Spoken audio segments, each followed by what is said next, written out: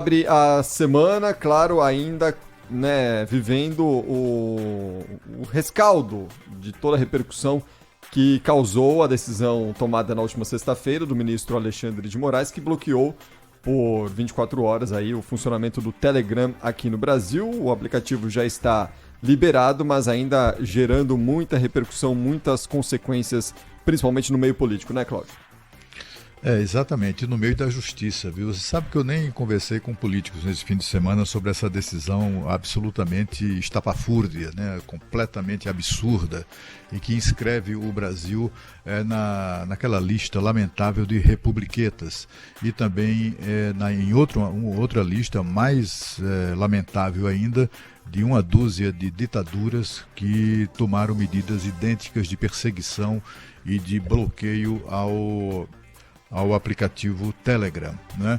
O ministro do Supremo Tribunal Federal claramente está exorbitando das suas atribuições, é o que afirmam os especialistas, os estudiosos no assunto, como o nosso colega, o nosso companheiro aqui da Rádio Bandeirantes, do Grupo Bandeirantes, Fernando Schiller, né, que é um estudioso desse assunto. Ele está absolutamente espantado, né, com os abusos cometidos por meio dessas decisões pelo ministro, nesse caso pelo ministro Alexandre de Moraes, simplesmente cancelando o exercício no Brasil do pleno direito à liberdade de expressão, não é?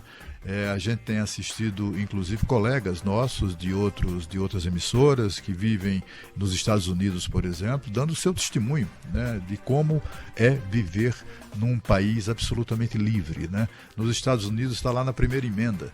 Não se pode legislar sobre liberdade de expressão, sobre liberdade de imprensa, liberdade de pensamento, sobre qualquer tipo de condicionamento, né, ao exercício dessa liberdade. Isso é intolerável em qualquer democracia. No Brasil, não. Como os alvos são todos bolsonaristas, então, inclusive a imprensa brasileira se comporta de maneira espantosa, completamente fazendo um silêncio, né, constrangedor sobre esse assunto. E o que é ainda muito triste, né? Porque fica parecendo, né, o que é de fato, né? Que é assim, olha, já que é contra os bolsonaristas, tudo bem, né? Tem lá aquele jornalista bolsonarista Alan dos Santos. Eu tenho certeza que nenhum de nós, eu pelo menos, nunca tinha ouvido falar nesse cara. Muito dos nossos ouvintes também nunca tinham ouvido falar nele. De repente ele virou alvo da perseguição e não há outra expressão, a expressão usada pelo Schiller no seu comentário hoje mais cedo no jornal Gente, que classificou isso de perseguição, e é difícil discordar dele, né, desse tipo de avaliação. Quando liberou, entre aspas, né, o Telegram a continuar funcionando, o ministro fez 10 exigências. 6 dessas 10 exigências são contra o jornalista. E o jornalista é acusado de quê mesmo? De crime de opinião? É acusado de quê mesmo? É acusado de ter criticado o ministro, o Supremo, os ministros do Supremo. É a opinião dele. Isso ele em algum momento ofendeu os ministros? A lei é clara, é só processar o cara, processa ele, né? Agora oferecendo o exercício, né, dos direitos, o pleno direito de defesa do processado. É assim que funciona. As pessoas têm liberdade de escrever o que querem, o que bem entendem. Se ao exercer esse direito ofender alguém, isso aí tem que obedecer o devido processo legal. O Schiller estava apontando, inclusive, o trabalho que ele fez muito minucioso, sobre as alegações que o Alexandre de Moraes costuma fazer contra essas pessoas, contra jornalistas que persegue, silencia, que censura. Desta vez agora, nesse episódio do Telegram, ele meteu ali no meio da confusão o jornalista Cláudio Lessa, que é um dos mais experientes, mais competentes e mais respeitados jornalistas aqui em Brasília. Ele foi âncora de uma experiência de emissão em português da CBS, da TV CBS, né, norte-americana. Ele é muito competente, muito respeitado, e ele está lá, fez ali alguma crítica, como ele chamou o ministro de sinistro, não sei o que, aí vira Aí, assim, isso é crime? A ironia, o sarcasmo virou crime no Brasil? Então, assim, as alegações do ministro para as suas próprias decisões não encontram respaldo na lei. Né? O Chile estava lembrando, a acusação fundamental é o que, aliás, é até a denominação desse triste inquérito aí de exceção que está em curso no Brasil. A alegação é de divulgação de fake news. Mas nem sequer é crime fake news no Brasil. Não há uma lei que puna fake news. Simples assim. Como é que as pessoas estão sendo perseguidas, silenciadas, seus espaços nas redes sociais, na mídia, são cancelados por ordem judicial, por ordem desse ministro especificamente, e se não há nem sequer previsão legal, não há nem sequer os crimes alegados nem sequer estão descritos ou previstos no Código Penal. Eu conversei, como eu disse, com muitos ministros de tribunais superiores desde sexta-feira à noite sobre esse assunto. Eu não encontrei nenhum deles que defendesse o posicionamento do ministro Alexandre de Moraes. Nenhum deles, né? Todos, assim, muito perplexos, alguns deles, inclusive, enfim, muito intrigados com o comportamento do ministro, que é uma coisa que é preciso ter atenção. Não sei, enfim, é preciso aliás, esse é um papel do Supremo Tribunal Federal, né? Nós só temos que manter a expectativa de que o próprio presidente e demais ministros do Supremo Tribunal Federal saibam tomar as medidas que julgarem necessárias nesse caso, mas enfim, é algo que precisa ser. Eu percebi que circula ali no meio dos magistrados de tribunais superiores certas desconfianças sobre essas atitudes muito temperamentais, inclusive, do ministro Alexandre. E um deles, assim, fez um paralelo que eu achei muito interessante. Ele disse assim, o que o Alexandre fez, ele se refere ao Alexandre de Moraes dessa maneira, né, como se fosse, porque são conhecidos, se frequentam, etc. Ele disse, o que ele fez foi basicamente o seguinte, aí o ministro fez para isso ficar um entendimento bastante didático do que aconteceu com a censura imposta ao Telegram.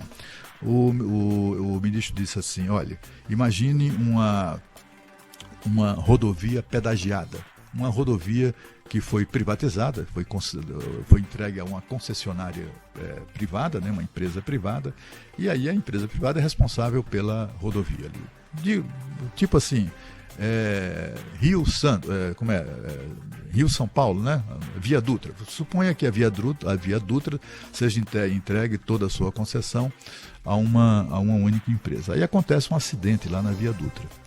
Aí o que é que acontece? O judiciário pede à concessionária, a empresa privada que toma conta da rodovia, que dê informações sobre aquele acidente. E a concessionária, por alguma razão, não deu. Ou porque não quis, ou porque esqueceu, ou porque negligenciou, por alguma razão, não deu as informações que o juiz pediu sobre aquele acidente. E aí o que é que o juiz faz em relação a isso? Simplesmente manda fechar a rodovia, né? Impedindo que milhões até, dependendo do período cotejado, mas impedindo que as pessoas exerçam um direito fundamental, que é o direito de ir e vir. Tudo isso por conta de um episódio, uma coisa episódica que aconteceu ali naquela rodovia. Foi basicamente isso o que o ministro fez ao Telegram, cancelando o exercício de outro direito fundamental, que é o direito à liberdade de expressão. A gente está vivendo dias muito sombrios no Brasil sob esse aspecto, né? Dias muito sombrios mesmo, né? Eu falei aqui há muito pouco tempo sobre a censura àquele filme do Danilo Gentili, que foi adotada por portaria de uma burocrata da Secretaria Nacional de Direito Secretaria do Consumidor, né? Coisa completamente anacrônica, indevida, inaceitável, eles acabaram recuando disso, mas enfim, é muito ruim que a gente tenha esses surtos autoritários no Brasil, né? com essa decisão, o ministro Alexandre de Moraes colocou o Brasil naquela lista que eu já mencionei aqui, de uma dúzia de países de ditaduras. A diferença é que nas ditaduras, aquelas ditaduras mais repugnantes que também boicotaram ou bloquearam o Telegram, a decisão foi dos respectivos ditadores, ou do regime, ou enfim, de instâncias das respectivas ditaduras que controlam esses países. O que é entristecedor é que no Brasil isso foi praticado, foi feito, realizado pelo Poder Judiciário, que é precisamente a última instância, a última trincheira do cidadão. Essa última trincheira do cidadão está tomando medidas como essa, contra o cidadão. Né? Nessa questão do Telegram, por exemplo, os números mais modestos indicam que cerca de 18 milhões de brasileiros usam o Telegram. E não é só para troca de mensagens pessoais, né? Muita gente tem na cabeça o uso do aplicativo apenas como uma coisa lúdica, né? Como uma coisa social, até porque chamam isso de redes sociais, etc. Mas não, o Telegram, por não ter limite do número de pessoas para nos seus grupos, o Telegram é usado, por exemplo, pela Defesa Civil de todo o Brasil. Isso foi um alerta feito na sexta-feira à noite, aliás, um alerta até corajoso, do secretário de Mudanças Climáticas da Prefeitura de São Paulo, cujo nome me escapa agora, mas ele fez exatamente essa advertência de que aquilo ali seria um desastre para o Brasil, para a sociedade brasileira, porque o Telegram é a rede social usada pela Defesa Civil do país inteiro. Não é uma coisa particular do governo federal, não, isso é dos municípios. Ele disse que só a prefeitura de Belo Horizonte tem um grupo de Telegram que notifica desastres naturais e mobiliza a ação, né, de especialistas e até de voluntários, composto de 4.000 pessoas. O único grupo, 4.000 pessoas. E assim funciona em todos os municípios do Brasil. É assim que funciona, é exatamente quando acontece o problema, como hoje voltou a acontecer em Petrópolis, como ameaça também o pessoal, a população de Angra dos Reis, lá no Rio de Janeiro, eles disparam imediato alerta e todo mundo cai em campo já para agir, cada um cumprindo um papel que lhe é definido previamente. Você imagina a irresponsabilidade de uma decisão que tira isso do ar. Né? Porque o ministro parece estar tão focado, né, em tentar de alguma maneira cair matando em cima do seu principal inimigo público, que é o presidente da República e sua candidatura à reeleição, que na cabeça dele o Telegram deve ter sido uma invenção do Carlos Bolsonaro, né? Só pode ocorrer uma coisa maluca dessa na cabeça dessas pessoas, né? Mas de qualquer maneira, o que a gente viu foi o próprio Supremo Tribunal Federal, que começou com esses inquéritos malucos, como me disse certa vez um dos ministros do Supremo, começou porque era preciso, afinal de contas, era preciso que o Supremo voltasse a ser respeitado, né? Foi essa a alegação. E hoje o que a gente vê todo mundo, é um desrespeito generalizado à própria Suprema Corte. Eu acho que esse é o maior dano que se pode causar institucionalmente ao Supremo Tribunal Federal. O ex-presidente nacional da OAB, Reginaldo de Castro, uma das maiores lideranças de advocacia brasileira, ele fez uma declaração ao site Diário do Poder no sábado que mostra o esgarçamento desse respeito que o Supremo Tribunal deveria inspirar na sociedade, com a responsabilidade de ser jurista, de atuar em tribunais superiores, de ser um advogado amplamente, enfim, conhecido e respeitado.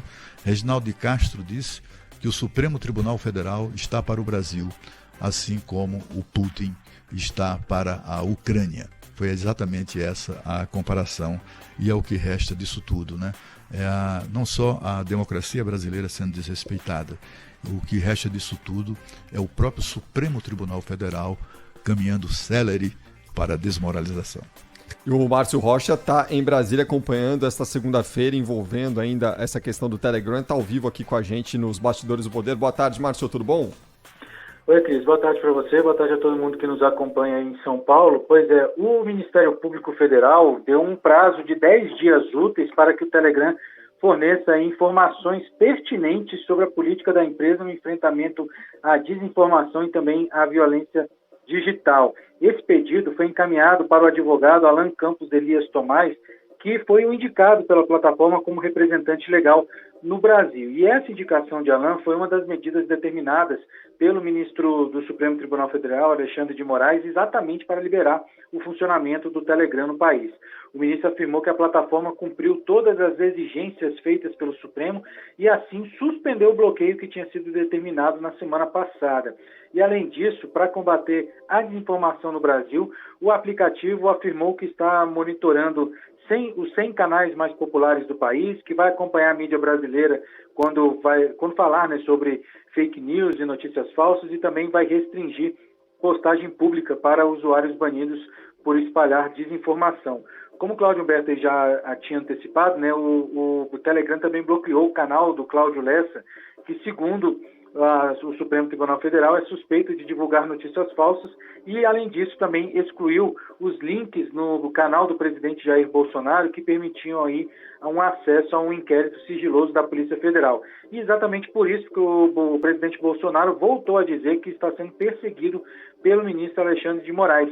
Em uma conversa aqui com apoiadores aqui em Brasília, ele disse que o bloqueio determinado por Alexandre de Moraes é um crime. Vamos escutar. Eu lamento até você, ao tentar resolver alguma coisa, prejudicar todo mundo. Uma das causas de retirar do ar uma live minha no Telegram. Pelo amor de Deus, eu não tenho o número exato, mas são dezenas de milhões de pessoas que usam o Telegram.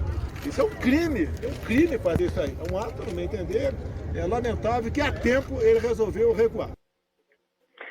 Pois é, e a gente também procurou o relator do projeto das notícias falsas no Congresso, que é o deputado Orlando Silva, que defendeu essa decisão de Alexandre de Moraes, falando que ela foi uma decisão jurídica e criticou essa fala do presidente Jair Bolsonaro. Ele, uma vez mais, faz com que haja uma quebra da harmonia necessária que haja sempre entre os poderes da República. O presidente da República, na verdade, desrespeita o Supremo Tribunal Federal numa crítica sem fundamentos à decisão de um ministro daquela corte que tem acompanhado o inquérito das fake news, tem muita informação e tem atuado no sentido de zelar pela democracia. Pois é, nesse mesmo pedido que foi feito pelo Ministério Público, o Ministério Público pediu, né, que o Telegram também desse detalhes sobre mecanismos contra o disparo de mensagens em massa e também o uso de robôs, e também atualizar os detalhes, né, sobre a atualização dos termos de uso, políticas de conteúdo e também relatórios de transparência. Cris.